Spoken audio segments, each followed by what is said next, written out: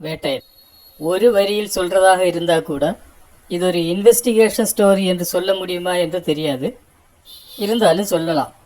விரைவாக கிடைக்கலன்னா கூட பரவாயில்ல, சரியாக கிடைக்க வேண்டியதுதான் நீதி என்று எடுத்துரைக்கிறது இந்த படம் என்று சொன்னால் கூட சரியாகத்தான் இருக்கும்.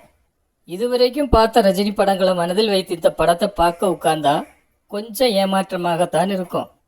அப்படி இல்லாமல் உட்கார்ந்தா கூட அங்கே இங்கே என்று சில நேரங்களில் போர் அடிக்கத்தான் செய்யும். ஒரு சில படங்களை தவிர்த்து பொதுவாக ரஜினி படங்களில் இப்படி போர் அடிக்காது. இதில் கொஞ்சம் போர் அடிக்குது, அவ்வளோதான். அதுக்காக இது ஒரு போர் படம் என்ற அர்த்தம் இல்லை. இது பார்க்க முடியாத அளவுக்கு போராகலாம் இல்லை. இரண்டாவது மூன்றாவது என்று ரிப்பீட்டாக பார்க்க முடியல, அவ்வளோதான். நீங்களும் பாருங்கள். அப்போ சரி.